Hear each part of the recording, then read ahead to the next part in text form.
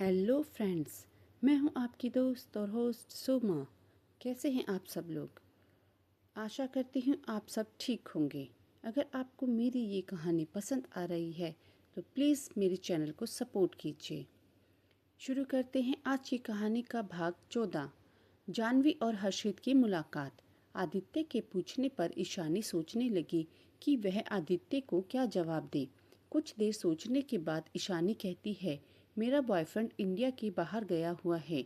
जब वह वापस आएगा तो मैं उसे हमारी शादी के बारे में बता दूंगी और तुम्हारे और अपने रिश्ते के बारे में भी। आदित्य उससे पूछता है, यह जानकर कि तुम्हारी शादी हो चुकी है, क्या वह तुम्हें अपनाएगा? ईशानी कहती है, वह मुझसे बहुत प्यार करता है, इसलिए वह मेरी हर बात पर विश्वास करेगा और मुझे ज़रूर अपनाएगा। ईशानी की ऐसी बातें सुनकर आदित्य थोड़ा दुखी हो जाता है और सोचता है, क्या यह उसे इतना प्यार करती है कि इसे विश्वास है जब उसे हमारे रिश्ते के बारे में पता चलेगा तो भी इससे प्यार करेगा। आदित्य अपने मन में ही निश्चय करता है कि वह भी अपने लिए इसी तरह का विश्वास ईशानी के मन में जगाएगा। अगली सुबह ईशानी तैयार होकर नीचे आती है। आज उसने ब्लू कलर का फ्रॉक सूट पहन रखा था। हाथों में सिर्फ थोड़ी सी चूड़ियाँ, माथे पर छोटी सी बिंदी, गले का मंगलसूत्र अपने दुपट्टे से छुपा रखा था और बाल भी इस तरह बना रखे थे कि उसकी मांग का सिंदूर किसी को भी दिखाई ना दे। उसे देखते ही सैम बोला, अरे वाह, आज तो आप बिल्कुल कॉलेज गर्ल लग रही हो। उसकी बात सुनकर ईशानी बोली, 2 महीने बाद ही मेरे एग्ज़ाम हैं, इसलिए मैं नहीं चाहती कि कॉलेज में किसी को भी पता चले कि मेरी शादी हो गई है। नहीं तो इस अचानक हुई शादी के कारण कॉलेज में सब मेरे बारे में बात बनाएंगे, जिसका असर मेरी पढ़ाई पर भी पड़ेगा। सभी ईशानी की बात से सहमत होते हैं। नाश्ता करने के बाद पूर्णिमा जी आदित्य से कहती है, आदि, तुम ईशानी को कॉलेज छोड़ आना और उसे कॉलेज से ले भी आना। पर ईशानी मना करते हुए बोली, नहीं बड़ी माँ, इसकी कोई ज़रूरत नहीं, मैं अपने आप ही कॉलेज चली जाऊंगी। आदित्य बोला, मैं उसी तरफ जा रहा हूँ तो तुम्हें भी छोड़ दूंगा। आयशा अपनी आंखें छोटी करते हुए बोली, वैसे भैया, आपको कैसे पता कि भाभी का कॉलेज कहाँ है? आयशा की बात सुनकर आदित्य और ईशानी दोनों ही चौंक जाते हैं। पर तभी सैम आयशा के सिर पर मारते हुए बोला, अरे बेवकूफ़, इतना भी कॉमन सेंस नहीं है। और कैसे पता चलेगा? भाभी ने ही बताया होगा। सैम की बात सुनकर दोनों चैन की सांस लेते हैं। वे दोनों नहीं चाहते थे कि घर में किसी को भी पता चले कि वह पहले भी मिल चुके हैं। आदित्य ईशानी को उसके कॉलेज छोड़कर चला जाता है। ईशानी कॉलेज के अंदर जाने लगती है।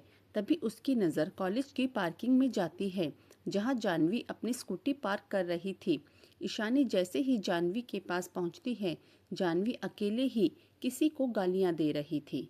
ईशानी जानवी के कंधे पर हाथ रखती है तो जानवी गुस्से में बोली, कौन है बे? ईशानी कहती है, मैं हूँ, क्यों इतना गुस्सा कर रही है? आखिर किसकी शामत आई जो उसने हमारी शेरनी को तंग किया? उसकी बात सुनकर जानवी बोली, मिल गया था कोई बंदर। अरे अचानक गाड़ी मोड़ दी, देखा भी नहीं कि कोई पीछे से आ रहा है। उसके चक्कर में मेरी स्कूटी उसकी गाड़ी से ठुक गई। जानवी की बात सुनकर ईशानी बोली, दिखा मुझे, कहाँ लगी? जानवी कहती है, ज़्यादा नहीं लगी, बस हेडलाइट टूट गई और सामने से पिचक गई। उसकी बात सुनकर ईशानी जानवी को ऊपर से नीचे तक देखने लगी। जानवी को देखकर ईशानी बोली, पर तेरी तो दोनों आंखें ठीक हैं और कहीं चोट भी नहीं लगी। ईशानी की बात सुनकर जानवी अपना माथा पीट लेती है। वह बोली, अरे मेरी भोली, हेडलाइट मेरी नहीं स्कूटी की टूटी है और पिच की भी स्कूटी है। तब जाकर ईशानी का ध्यान जानवी की स्कूटी की तरफ गया। जानवी ईशानी को खींचते हुए बोली, मेरी छोड़, पहले यह बता कि तू इतने दिनों से कहाँ थी? कॉलेज भी नहीं आई और मेरी कॉल का जवाब भी नहीं दे रही। जानती भी है तेरी किडनैपिंग के बाद मैं कितना परेशान हो गई थी। जब तूने बताया कि तू सही सलामत दिल्ली आ गई है, तब जाकर मेरी जान में जान आई, पर उसके बाद तुझसे बात ही नहीं हुई। ईशानी उससे कहती है, कुछ नहीं, बस थोड़े दिन आराम करना चाहती थी, इसलिए घर पर आराम कर रही थी। ईशानी की बात सुनकर जानवी उसे घूरते हुए बोली, झूठ ऐसे इंसान से बोल जिसे तेरे और तेरे घर वालों के बारे में कुछ पता ना हो। मैं अच्छी तरह से जानती हूँ, जैसी तेरी चाची की आदत है ना, तू एक दिन भी उनके साथ नहीं बिता सकती। और तू मुझे यह कह रही है कि तूने इतने दिन उनके साथ एक ही छत के नीचे बिता दिए। यह कहकर वह हंसने लगी, फिर एकदम चुप हो गई और ईशानी से बोली, हम दोनों तब से दोस्त हैं जब हम किंडरगार्टन में थे, इसलिए मुझसे तो झूठ बोलने की कोशिश भी मत कर। मैं तेरी आदत बहुत अच्छी तरह से जानती हूँ। जब तक तेरा मन नहीं होगा तू मुझे कुछ नहीं बताएगी, इसलिए मैं भी तेरे साथ ज़बरदस्ती नहीं करूँगी। जब तेरा मन करे तब बता देना। चल अब क्लास चलते हैं। वैसे भी तेरी बहुत सारी क्लासेस मिस हो गई हैं, तो तुझे भी उनके नोट्स बनाने हो पड़ेंगे। उसकी बात सुन ईशानी जानवी को घूरते हुए बोली, क्या मतलब? तूने भी नोट्स नहीं बनाए?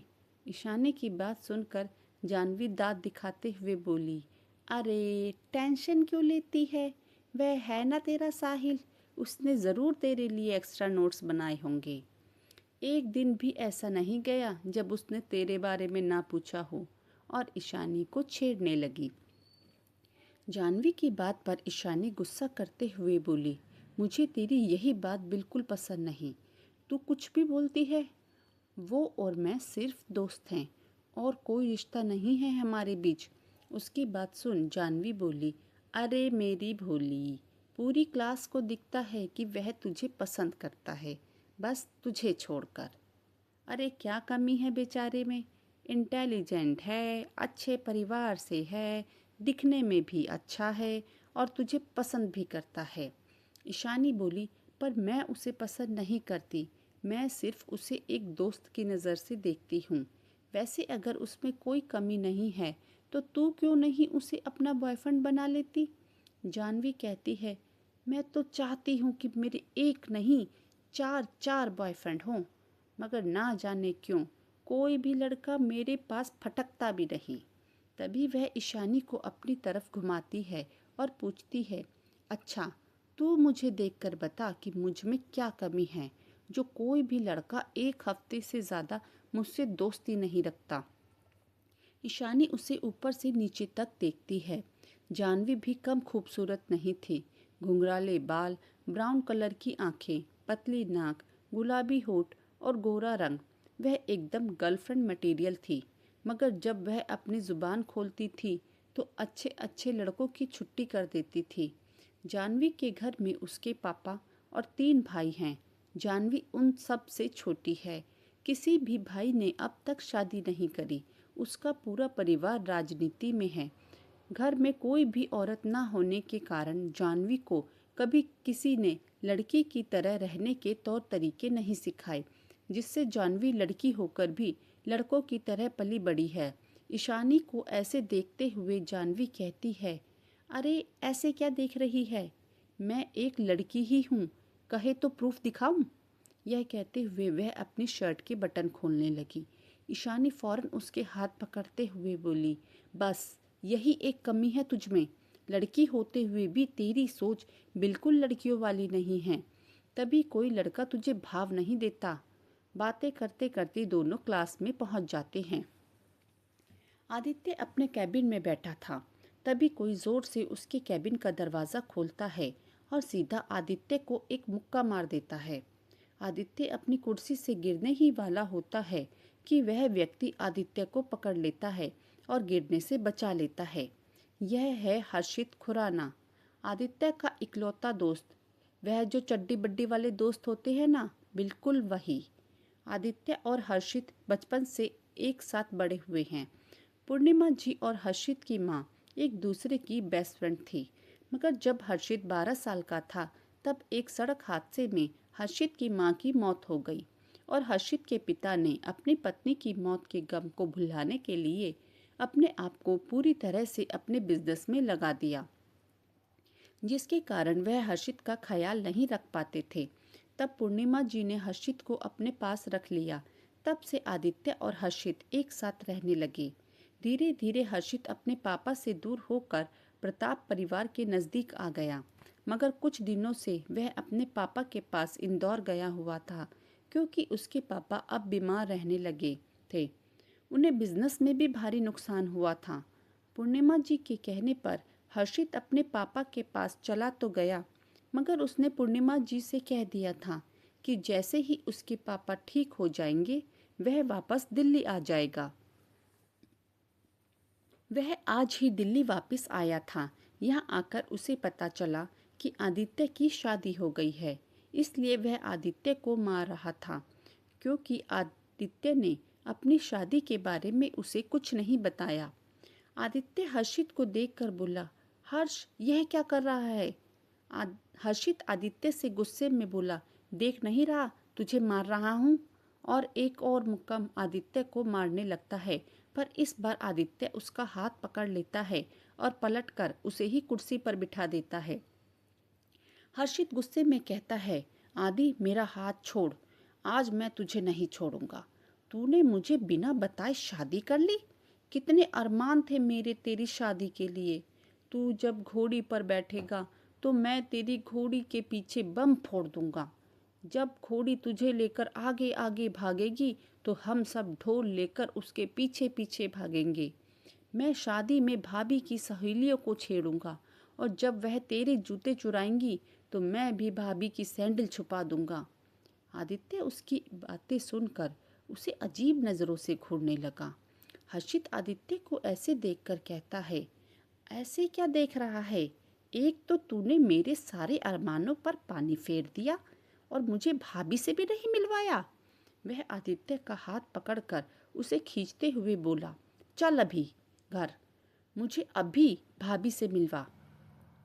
आदित्य उसे रोकते हुए बोला, अरे रुक जा मेरे भाई, जरा शांत हो जा। देख, तू अभी अभी आया है तो पहले आराम से बैठ। और एक गिलास पानी उसकी तरफ बढ़ाते हुए बोला, ले पानी पी। हर्षित पानी का गिलास टेबल पर वापस रखते हुए बोला, नहीं, मुझे पानी नहीं पीना। मुझे अपने भाभी से मिलना है अभी, और अगर तू मेरे साथ नहीं चला तो मैं खुद जाकर भाभी से मिल लूँगा। आदित्य जानता था कि हर्षित मानने वाला नहीं है, इसलिए वह कहता है, तेरी भाभी घर पर नहीं है। उसकी बात सुनकर हर्षित कहता है, क्या भाभी घर पर नहीं है? मैं जानता था कि कोई भी लड़की 2 दिन टिक नहीं सकती तेरे साथ। देख, भगा दिया ना। भाभी को कम से कम एक बार तो मुझसे मिलने देता। मैं तेरी इतनी तारीफ करता कि वह 2 दिन तो क्या, 2 जन्म तक भी तुझे छोड़कर नहीं जाती। अब आदित्य को गुस्सा आने लगा। वह हर्षित से बोला, अरे चुप कर जा मेरे भाई, कम से कम मेरी पूरी बात तो सुन ले। आदित्य के चिल्लाने से हर्षित एकदम चुप हो गया और बोला, ठीक है, बता तेरी पूरी बात। अब आदित्य उसे रुद्र की शादी से लेकर अपनी शादी तक की पूरी बात बताता है।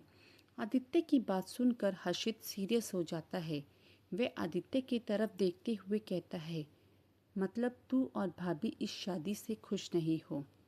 उसकी बात पर आदित्य कहता है, मेरा तो पता नहीं, पर वह इस शादी से खुश नहीं है। उसका एक बॉयफ्रेंड है जिससे वह प्यार करती है, इसलिए हमने फैसला किया है कि हम कुछ दिन साथ में रहकर इस शादी से अलग हो जाएंगे। हर्षित कहता है, मतलब तू इस शादी से खुश है? आदित्य उसके इस सवाल का कोई जवाब नहीं देता। हर्षित समझ जाता है कि आदित्य इस शादी को निभाना चाहता है, पर वह लड़की नहीं चाहती। माहौल कुछ ज़्यादा ही सीरियस हो जाता है। माहौल को हल्का करने के लिए हर्षित आदित्य से कहता है, अरे कम से कम मुझे भाभी से एक बार तो मिलवा दे। उसकी बात सुनकर आदित्य कहता है, ठीक है, पर अभी वह कॉलेज में है। जब मैं उसे कॉलेज से लेने जाऊंगा तो तू भी साथ चलना। ईशानी का कॉलेज ख़त्म होने वाला ही होता है, तभी उसके मोबाइल पर एक मैसेज आता है जिसमें लिखा था, मैं वहीं तुम्हारा इंतज़ार करूंगा जहां सुबह तुम्हें छोड़ा था। ईशानी समझ जाती है कि यह मैसेज आदित्य का है। वह ओके लिखकर रिप्लाई कर देती है। आदित्य और हर्षित जैसे ही ऑफिस की पार्किंग में पहुंचते हैं, आदित्य की नज़र हर्षित की गाड़ी पर जाती है, जहां साइड से उसकी गाड़ी टूटी हुई थी। आदित्य हर्षित से पूछता है, यह तेरी गाड़ी को क्या हुआ? हर्षित आदित्य की गाड़ी में बैठते हुए कहता है, तेरे ऑफिस आते टाइम एक बंदरिया मिल गई थी, जिससे मेरी गाड़ी की ऐसी हालत है। आदित्य हर्षित की टांग खींचते हुए कहता है, अब बंदर के पीछे तो बंदरिया ही पड़ेगी। हर्षित कहता है, हाँ, क्यों नहीं, मैं तो चाहता हूँ कि वह बंदरिया तेरे पीछे भी पड़ जाए, तब तुझे पता चलेगा वह कितनी खतरनाक बंदरिया है। उसकी बात सुन आदित्य हंसने लगा और वह दोनों कॉलेज के लिए निकल गए। उधर कॉलेज खत्म होने पर जानवी ईशानी से कहती है, चल कहीं घूमने चलते हैं, बहुत दिन हो गए हमारे फेवरेट भेलपुरी खाए हुए। ईशानी उसे मना करते हुए कहती है, आज नहीं, आज मुझे अपने नोट्स पूरे करने हैं, फिर किसी दिन चलेंगे। ईशानी कॉलेज से कुछ दूर आती है तो उसे आदित्य की गाड़ी दिख जाती है।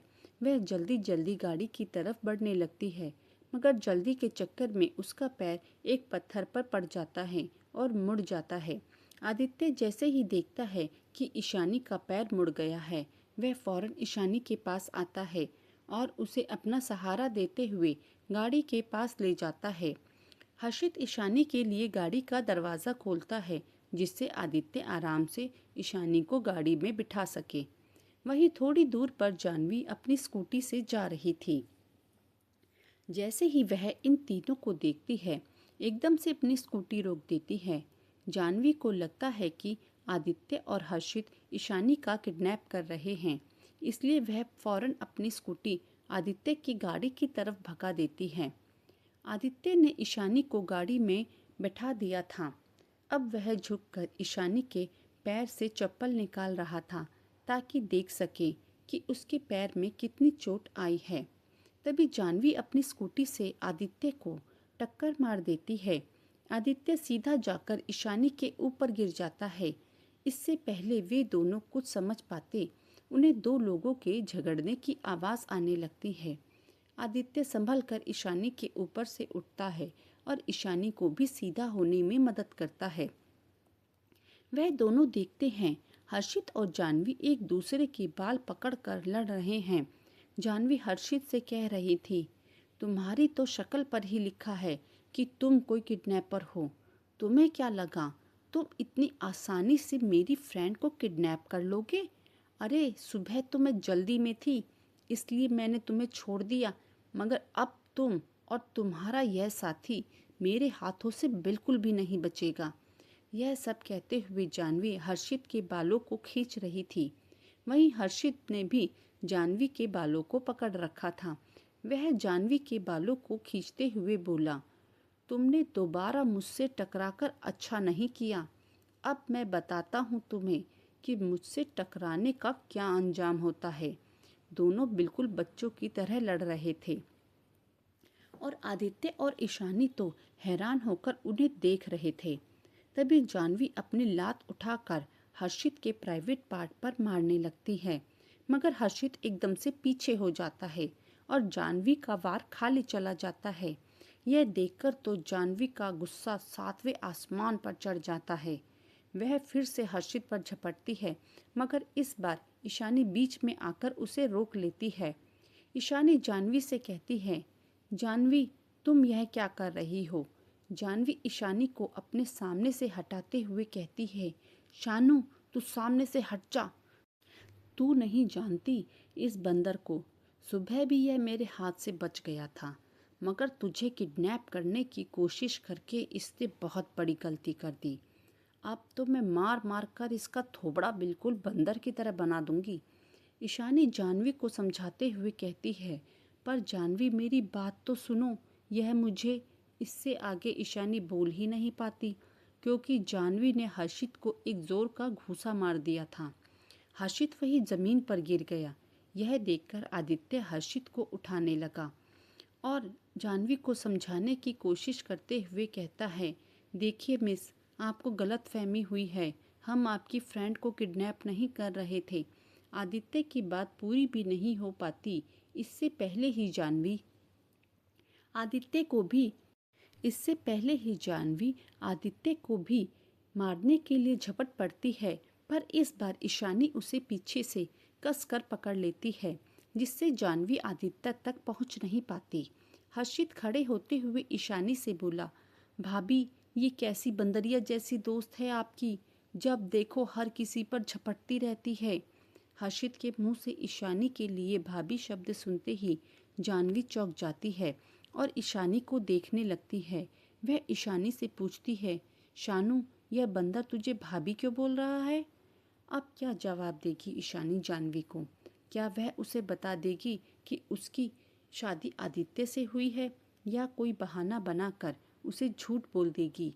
जानने के लिए पढ़िए इस कहानी का अगला भाग। तो दोस्तों, कैसा लगा मेरी कहानी का यह भाग? अगर आपको मेरी यह कहानी पसंद आ रही है तो प्लीज़ मेरी वीडियो को लाइक करें और मेरे चैनल को सब्सक्राइब करें। मुझे आपके सपोर्ट की बहुत ज़रूरत है।